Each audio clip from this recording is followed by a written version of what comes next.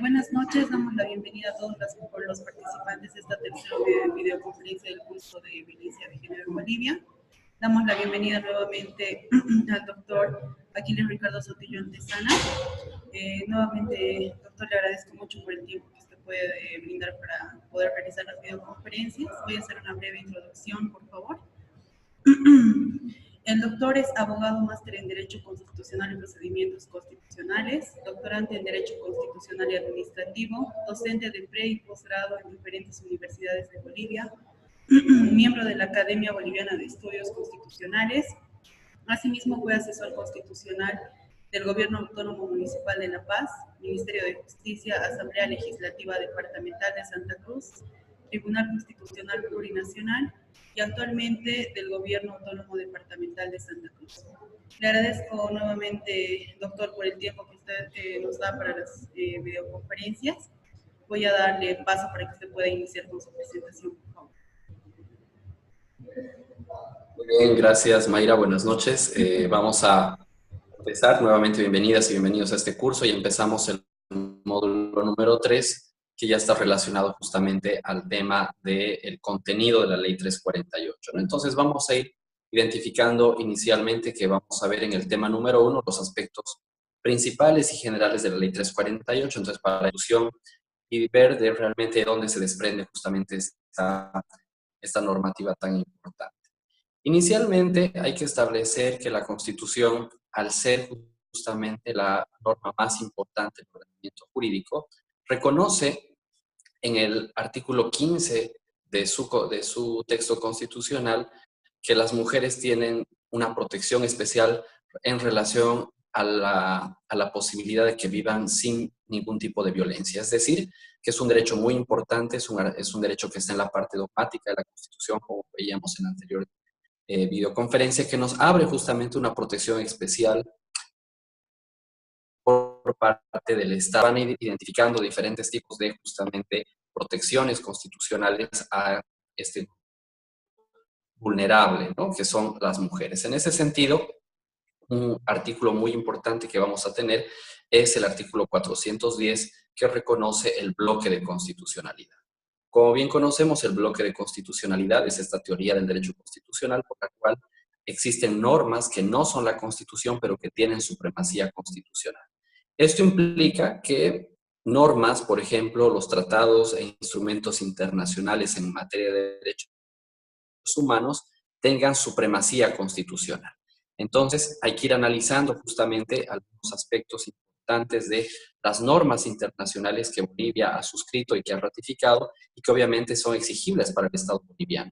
Y dentro de esa normativa, como ya habíamos visto en la anterior videoconferencia, está la Convención de Belém do Pará, que se constituye en un compromiso internacional que asume el Estado en esta normativa, por la cual tiene que generar normativas, decíamos, sobre la protección de las mujeres en relación a los casos de violencia. En ese sentido, es una problemática estructural, decíamos, a partir del patriarcado, del machismo, la violencia contra la mujer. Entonces, esta ley viene a ser un poco la respuesta institucional, la respuesta legal que propone el Estado boliviano para disminuir estos altos índices que lastimosamente no van en decrecimiento, sino van ascendiendo en relación justamente a la vulneración de estos derechos. Entonces, primera idea importante, que la Ley 348 nace desde un compromiso internacional que asume el Estado boliviano para reducir los casos de violencia contra la mujer. En ese sentido, vean que en el objeto, en el artículo 2 de la Ley 348, se establece que es una ley que está destinada a la prevención, a la atención, a la protección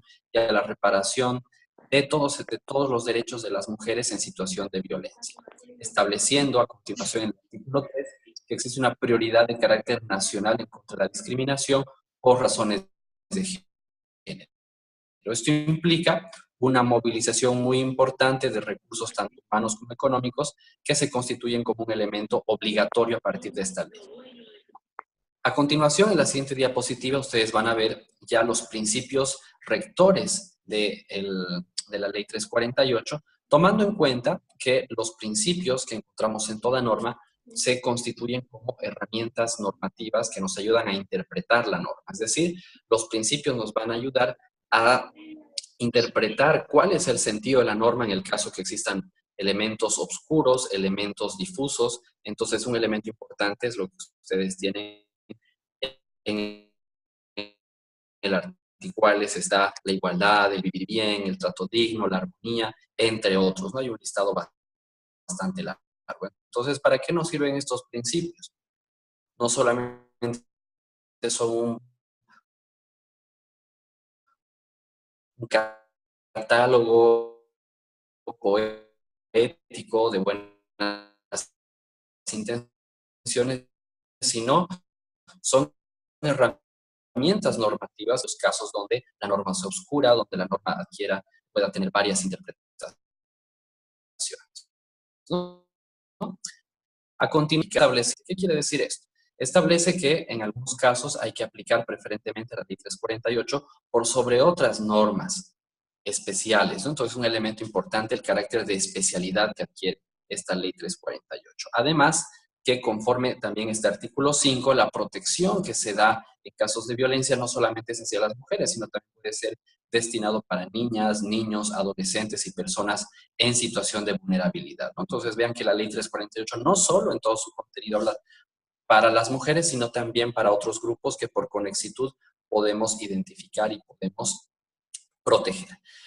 Unos elementos importantes en esta primera parte de la ley van a ser las definiciones que establece esta ley, decíamos en el artículo 6, determinando qué es violencia, qué es situación de violencia, qué es lenguaje no sexista, presupuesto sensible a género, identidad cultural, qué entendemos o debemos entender como agresora o agresor, y el tema del integrando para que nosotros y nosotras como abogadas, como abogados, entendamos cuál dar a esta norma. Entonces, es un elemento importante conocer las definiciones del artículo 6. A continuación, ya entrando al tema número 2, en la siguiente diapositiva, vamos a ver cuáles son los tipos y formas que se van a dar respecto a la violencia contra la mujer. Entonces, un aspecto muy importante que se identifica en esta ley es los diferentes tipos, decíamos, de violencias, estableciendo más de 10 tipos de violencia, entendiendo que la violencia contra la mujer no solamente se da desde un aspecto físico, sino la violencia contra la mujer se constituye que van a restringir los derechos de las mujeres. En ese sentido, vean ustedes que la ley identifica, por supuesto, la violencia física, que puede derivar en una violencia feminicida, pero también psicológica, también mediática desde los medios de comunicación cuando se cosifica a la mujer, simbólica contra la dignidad, la violencia de tipo sexual, cuando hablamos de violaciones, de abusos sexuales, entre otros, violencia económica, que también se da cuando se restringe, por ejemplo, el derecho a gozar del salario, de emprender un negocio propio, al igual que la violencia laboral. Y también hay violencia en el ámbito educativo, en el ámbito político, en el ámbito institucional y el ámbito familiar. ¿Qué quiere establecer la ley con este aspecto? ¿No? Que al ser la violencia un aspecto integral, la respuesta por parte también del Estado debe ser integral, es decir, debe atacar todos los aspectos importantes y no solamente las denuncias tienen que ir cuando existe una vulneración contra los derechos de la integridad física o la vida. Esto, estos micromachismos que establece justamente el feminismo, como pueden ser por ejemplo, puedan justamente generar mejores aspectos en el trabajo. Entonces, hay diferentes tipos de violencia y tenemos que estar atentas y atentos a identificar estos tipos de violencia. Ya hablando sobre el sistema de atención y protección integral en el contenido de la ley, en la siguiente diapositiva, vamos a identificar que esta ley es muy importante en el sentido que establece un sistema de atención. Es decir, no solamente establece pasos aislados, pasos determinados, sino establece todo un conjunto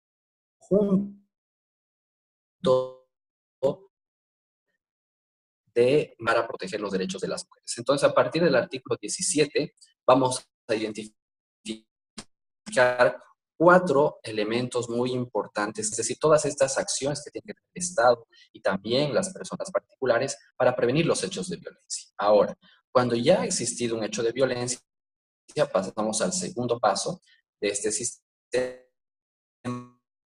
que es la atención, que está vinculado justamente a todas esas prestaciones inmediatas que se le tienen que dar a la mujer que ha sido víctima de violencia, para pasar a un tercer paso, que es la protección, donde entra, por ejemplo, los derechos de las mujeres, pero también de sus hijas, de sus hijos, y el último paso que veremos también en el siguiente módulo, que es la sanción penal, es decir, al agresor tiene que haber una restricción de sus derechos por justamente haber vulnerado los derechos. Entonces vean que este sistema es un paso cíclico, que no solamente, decíamos, se centra en la sanción penal, sino también va a aspectos desde la prevención. Entonces, este sistema va a estar aplicado por diferentes mecanismos y diferentes iniciativas. Ustedes van a ver los principales servicios públicos que se tienen de atención y competencias respecto a los diferentes tipos de niveles de gobierno, quiero decir. ¿En qué sentido va esto? En el sentido siguiente, que conforme el modelo de Estado autonómico que está previsto en el artículo 1 de la Constitución, tenemos diferentes niveles de gobierno. Entonces, lo que la ley 348 hace es responsabilizar a todos los niveles de gobierno para que puedan tomar acciones en contra de los datos y las cifras de violencia contra la mujer. Eso está establecido en el parágrafo 3. Luego establece un ente rector que va a estar a cargo de todo este sistema, que es el Ministerio de Justicia, a través de sus viceministerios, especialmente el Viceministerio de Igualdad de Oportunidades.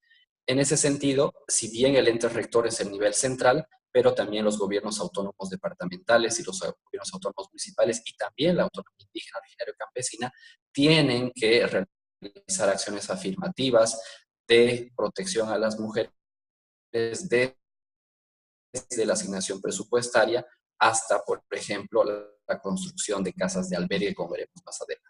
Entonces, ¿qué implica sus diferentes niveles? ¿No? Nos tiene que dar a la persona que ha sido, a la mujer que ha sido sufrido violencia, protocolos de atención, servicios de atención para mujeres, servicios psicológicos, servicios también médicos, para el agresor un sistema de reeducación, y también es un elemento importante acciones afirmativas que también vayan en el ambiente educativo para prevenir estas situaciones de violencia. Entonces vean que en el artículo 10 establece que desde la planificación del POA y los presupuestos se tienen que ir incluyendo partidas presupuestarias, se tienen que ir incluyendo diferentes recursos económicos para poder ejecutar y ejercer esta lucha frontal contra la violencia, ¿no? Entonces, vean que si bien todos los niveles del Estado están comprometidos, pero ahí el ente rector, vuelvo a repetir, es el nivel central del Estado. En ese sentido, vamos a identificar también en la siguiente diapositiva que estos servicios también hablan mucho de los servicios de atención integral. Estos servicios de atención integral van a una atención pronta y oportuna en salud, en educación, en trabajo, en ese primer acercamiento que se pueda tener con la víctima. Entonces, es muy importante que estos servicios de atención integral sean aspectos en instancias de carácter técnico. Por eso también se involucra mucho a las universidades para que puedan capacitar a los servidores, a las servidoras públicas que van a trabajar en estos servicios de atención integral. A su vez, establece los servicios y vincula a los servicios legales integrales municipales, a las casas de acogida y refugio temporal, que son responsabilidad de los gobiernos autónomos municipales, ¿no? Los SLIMs, entonces, las casas de acogida y refugio temporal, decíamos, son responsabilidad presupuestaria de los gobiernos municipales. Entonces, tener un personal especializado, la infraestructura adecuada y todos los aspectos importantes para que se pueda generar una protección inmediata, ¿no? Entonces, dentro de estas casas de acogidas y refugio temporal, el artículo 28 establece que hay unas estancias máximas, ¿no? De 3 meses, donde en ese tiempo se tiene que generar no solamente la acción penal, sino también todas estas medidas inmediatas que decíamos. Entonces, a continuación, en la siguiente diapositiva, ustedes van a ver los 4 elementos importantes que se va a constituir en el artículo 26 cuando hablamos de este servicio integral, cuando hablamos de, por ejemplo, la acogida, el servicio inicial, que va a tener la víctima, luego la educación, la capacitación, que también puede suceder cuando la mujer no tiene un trabajo, no tiene una formación, la atención médica, que también va a estar relacionada a sus hijas y a sus hijos, y a un asesoramiento legal.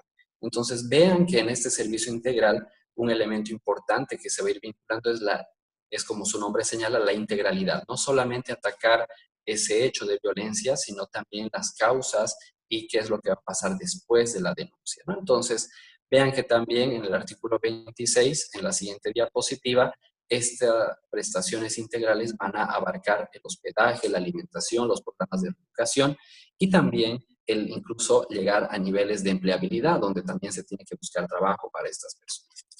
Continuando, en la siguiente diapositiva, en los principales servicios públicos que se tienen que dar, también se involucran a aspectos de la sociedad civil, instancias de la sociedad civil, queremos decir, como las promotoras comunitarias que establecen el artículo 29, las casas comunitarias de la mujer, todo también en relación a los agresores. Esta ley no se olvida del agresor, que también, si bien se va a establecer una sanción de tipo penal, pero también se establece una reeducación, es decir, también una atención integral para conocer las circunstancias en las cuales han sido las causas de la violencia y poder atacar justamente esas causas. Entonces, ahí se establece la finalidad justamente de estas medidas de protección, el artículo 32, que siempre, y en el artículo 33 establece de forma explícita, se tiene que generar una situación de evitar la revictimización, que eso es algo muy común en estos casos, donde la víctima habla en el SLIM, habla en la policía, habla ante la fiscalía, etcétera, etcétera, y se va revictimizando. Entonces,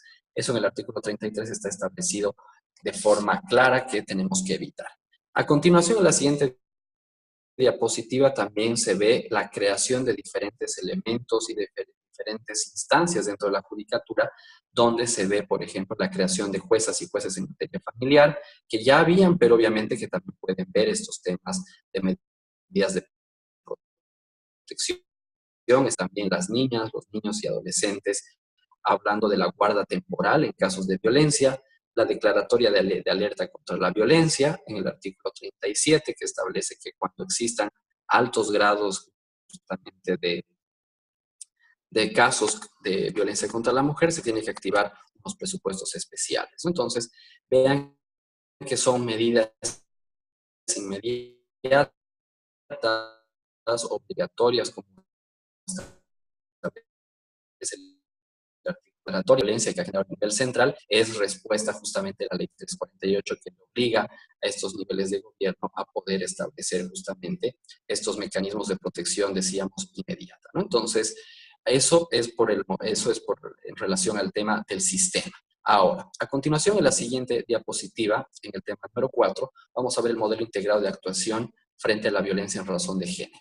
En ese aspecto vamos a hablar de las políticas sectoriales, pero también desde los programas y diferentes acciones que tienen que tomar los diferentes niveles de gobierno en la prevención, en la formación, en la orientación y en la atención también a las víctimas y agresores. En ese sentido, si bien estos aspectos son responsabilidad del Estado, el artículo 15 establece que tiene que haber un involucramiento de la sociedad, de la comunidad, de las universidades, de la sociedad civil, porque como este es un aspecto y es un flagelo de un elemento sistemático, entonces también tenemos que tener una respuesta también de carácter sistemática. A continuación, en la siguiente diapositiva, vamos a ver lo que establece el artículo 35 en relación a medidas de protección que se tienen que dar de forma inmediata cuando se da un hecho de violencia. Entonces, se puede solicitar la salida del hogar del agresor, prohibir la disposición patrimonial de los bienes comunes en caso de que existan, la asistencia familiar para hijas, hijos y también para la mujer que ha sido la víctima, la prohibición de acercamiento a la víctima, restituir a la mujer en su domicilio siempre que ya haya salido el agresor, la prohibición de comunicación con la víctima. En la siguiente diapositiva seguimos con la prohibición de intimidación a los testigos, que es algo muy común cuando el agresor visita o trata de contaminar la escena de la violencia o trata de obstruir justamente, trata de obstruir la investigación, decíamos, la suspensión del régimen de visitas a los hijos y a los hijos por parte del agresor la entrega de objetos, de documentos, la tolerancia en el horario de trabajo, la anotación preventiva, la remoción del trabajo, por ejemplo, en casos de acoso sexual. Entonces, vean que el artículo 35 es un artículo muy, muy completo, donde nos establece cuáles son estas medidas inmediatas que tenemos que establecer y tenemos que tomar para proteger los derechos de las mujeres.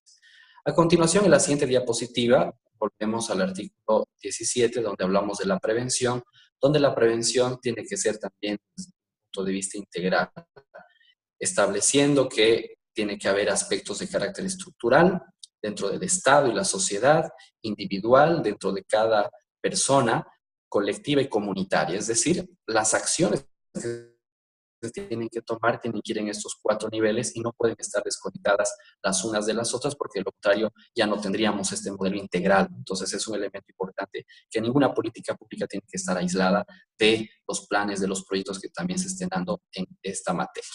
A continuación, en la siguiente diapositiva vamos a ver un aspecto muy importante de que este modelo integrado que se da en relación a la violencia en género se van a dar también en diferentes ámbitos, es decir, medidas inmediatas que se tienen que dar en el ámbito educativo, por ejemplo, cuando se tiene que establecer el enfoque de género en la currícula de la educación regular,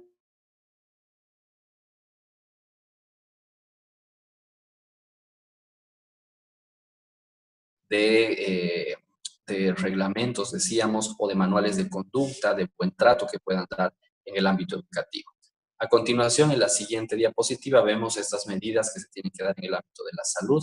Hablamos de la promoción, la prevención y la atención integral en la salud, protocolos que son muy importantes que se tienen que dar para la detección, atención, cuando haya casos de violencia, la sensibilización del personal para evitar la revictimización, perdón, que decíamos anteriormente, y la prestación gratuita de prestaciones y medicamentos para las personas que están viviendo en situación de violencia. A continuación, en la siguiente diapositiva, vemos las medidas previstas en el ámbito laboral del artículo 21, reafirmando los derechos laborales en relación, por ejemplo, también al salario, a las horas de trabajo, la sanción ante despidos injustificados, la protección de estas trabajadoras cuando son víctimas de acoso, tanto sexual o laboral, y la capacitación también a todo el sistema de protección, no solamente judicial, sino también administrativo del trabajo, como puede ser el Ministerio del Trabajo, ¿no?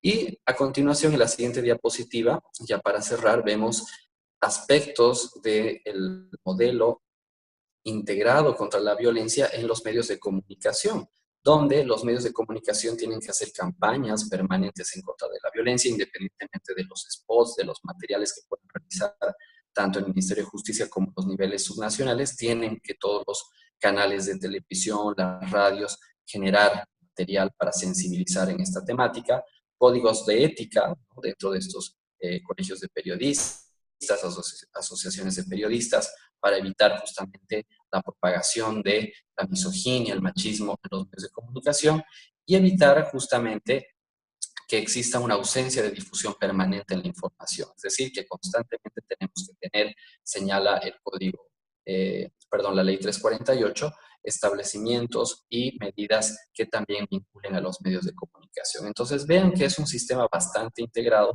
bastante integral, donde estamos viendo en esta primera parte de la ley que el enfoque que queremos establecer y queremos que quede claro es la integralidad que se va a dar justamente a partir de la ley 348. Por eso hablamos de una ley integral, porque establece las responsabilidades de todos los niveles del Estado y también de los diferentes aspectos de la sociedad. Entonces, es muy bueno que ustedes vean, repasen, lean esos artículos para identificar que a partir de estos artículos se da este sistema y luego, a partir de ese sistema, se va a dar la persecución penal y los procedimientos. Es decir, lo que vamos a ver a continuación en el siguiente módulo, que hablamos de la persecución penal, es solamente una sola parte de todo este sistema, ¿no?, que habíamos visto que se constituye en 4 pasos. Entonces, la sanción penal, el tipo penal de feminicidio, es solo una parte muy pequeña, porque no podemos hablar y olvidarnos de la atención, de la promoción y justamente de la prevención que decíamos contra la violencia. Entonces, a manera justamente de ir cerrando, la idea fuerza que nos va a quedar justamente en este módulo es que la Ley 348 establece, decíamos, un modelo integral que incluye y vincula a todos los niveles del Estado, incluyendo la sociedad civil, a través de diferentes mecanismos y políticas públicas que se tienen que dar para reducir los casos contra la violencia. Muy bien, entonces, a partir de esto, voy a quedar un poco abierto a cualquier duda, a cualquier consulta, a cualquier comentario que ustedes puedan tener a partir de lo que hemos ido hablando y ustedes han ido revisando, por supuesto, del módulo y de la lectura. Muchas gracias, doctor. Como siempre, muy interesante su participación. Como había dicho, damos paso, por favor, a los participantes para que puedan activar sus micrófonos o hacernos llegar sus consultas por el chat de Zoom para poderles hacer llegar las consultas o las dudas que les hayan quedado respecto a esta videoconferencia.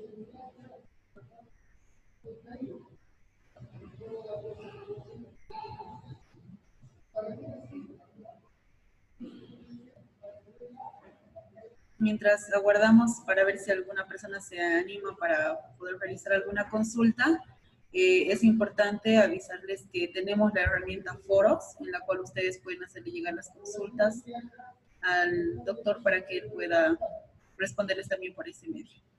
Acá la señorita Lobo me parece que va a hacer alguna consulta.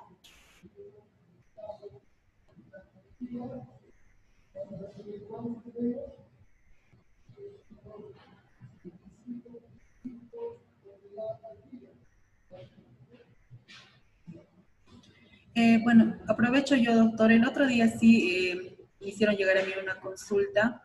Básicamente, me parece que está muy errado, sobre todo acá en Bolivia, el manejo de la palabra género, ¿no? Porque todos, al mencionar la palabra, directamente lo llevan hacia el lado de la mujer. No sé si usted podría aclarar un poco, ¿no? Porque según lo que yo también tengo entendido, al hablar de violencia de género no solamente va enfocado a la mujer, en realidad también puede abarcar al hombre, a los niños. Un aspecto importante es, dentro de algunas críticas que se tienen contra la Ley 348, es establecer esta protección reforzada de los derechos de las mujeres. ¿Qué quiero decir con esto? Que conforme el artículo 13 y demás artículos de la Constitución, todas las personas, independientemente de su sexo y su género, tienen los mismos derechos. Sin embargo, el constituyente, atendiendo a la historia de nuestro país, a los casos de la violencia, a la sociedad patriarcal y machista que tenemos, ha generado una protección especial para las mujeres, como también sucede para los niños, para los adultos mayores, respondiendo a esa necesidad. Entonces, todas las personas tenemos los mismos derechos, por supuesto, pero va a haber una protección específica para ciertos grupos, en este caso las mujeres, por los altos niveles que se tienen de muerte, de violencia. Si quizás los varones fuéramos víctimas de la violencia, también sucedería una ley integral para garantizar a los hombres una vida libre de violencia. Entonces, un aspecto importante es eso, ¿no? La división también entre sexo y género. El sexo, estamos haciendo referencia a todas estas condiciones fisiológicas, ¿no? Es decir, al cuerpo humano. En cambio, el género es una construcción social, lo cual la sociedad nos establece que es lo masculino, que es lo femenino. Entonces, para hablar justamente de la especificidad de esta ley, está justamente el artículo 15 de la Convención de Belén do Pará, establece que es una ley específica para las mujeres, sin perjuicio que en algunos casos también pueda ser protegida para los niños, las niñas y los adolescentes que fueran hijos e hijas de la víctima. Pero obviamente lo que tenemos que tener en claro es que esta es una ley para las mujeres. Y hablamos también de las mujeres en aspecto también general, ¿no? Porque conforme la ley 807 de identidad de género, también hay muchas personas que han cambiado su género. Entonces también va a establecer un elemento importante de que estas personas transgénero, transexuales también estarían cubiertas por esta ley. No de forma explícita, no lo dice así la ley, pero a la luz de la Constitución podemos identificar también que todas las personas que se consideren tener un género femenino pueden ser protegidos y protegidas por esta ley. Muchas gracias, doctor, por la aclaración. La señorita Lobo acá nos dice, en cuanto a la exposición que se dio y el tema de la integralidad de la norma, creo que no es aplicable por el momento. La FELC-CB no tiene los medios y los recursos. Tal vez pueda ampliar un poco la explicación. Por otro lado, ¿qué validez tiene un informe psicológico realizado por la Defensoría en un proceso penal? ¿Es correcto someter a una niña que sufre de violencia psicológica por parte de su padre a otro tipo de evaluación psicológica? Bien, dos aspectos, ¿no? Obviamente, como esta ley está todavía, si bien ya tiene un par de años, pero obviamente hay que mejorarla. Y el elemento central de la mejora y la aplicación de esta ley es justamente la asignación de recursos económicos. Entonces, la FELCB actualmente trabaja de una forma deficiente, si se quiere, o no suficiente, porque también faltan recursos y capacitación, es muy importante eso, ¿no? Entonces, eso vamos a ver en el siguiente módulo, cuáles son los retos, cuáles son las mejoras que tiene que tener esta ley. Ahora, desde el punto de vista procesal, que también veremos en el siguiente módulo, los informes se tienen que dar y se constituyen, por supuesto, un medio de prueba en el proceso penal. Entonces, ahí, evitando la revictimización, se tiene que tomar una sola vez la declaración o un estudio psicológico, en este caso, los menores que hayan sido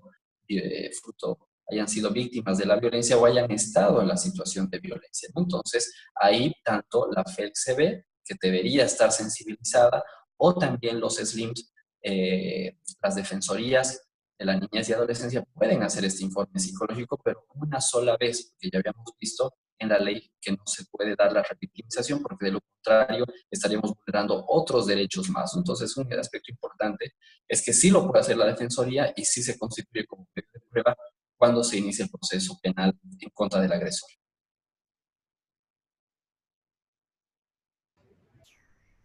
Perfecto, doctor. Muchas gracias por la respuesta.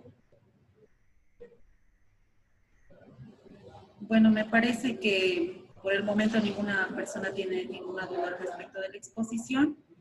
Como les había comentado hace un momento, tienen la herramienta foros para hacerle llegar las dudas con respecto a este módulo al doctor y él va a estar atento a las dudas que puedan surgir para poder responderlas a la brevedad posible. Nuevamente, doctor, le agradezco mucho por el tiempo que brinda para estas videoconferencias. Asimismo, agradecemos a las personas por la participación y, como siempre, agradecidos con usted, doctor. Gracias, buenas noches y estamos atentos a cualquier consulta. Hasta luego. Doctor, mil disculpas, pero acá la señorita Lobo nos dice, abusando de su tiempo, tuve la oportunidad de revisar un informe psicológico que indica un informe que hay violencia psicológica, pero que la misma es leve. ¿Esta calificación afecta en algo el inicio de un proceso penal?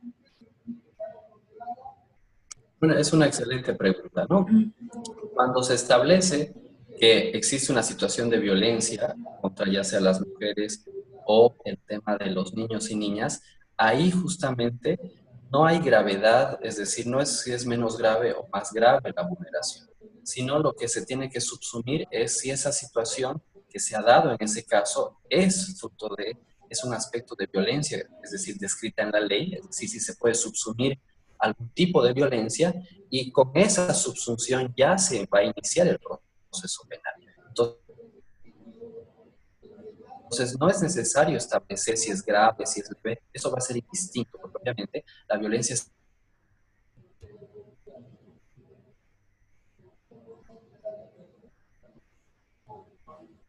está, como les decía, un insulto, un menosprecio a la persona, a la víctima, para que ya se pueda iniciar el proceso. No hay que esperar necesariamente a que sea algo muy grave para poder iniciar el proceso dentro de la ley 348 y lo que es lo que veremos, se establece el proceso, lo veremos en la siguiente. Perfecto, doctor. Muchas gracias. Ahora sí podemos dar por concluida la videoconferencia. Nuevamente le agradezco por su tiempo y gracias a todos por su participación. Buenas noches. Okay.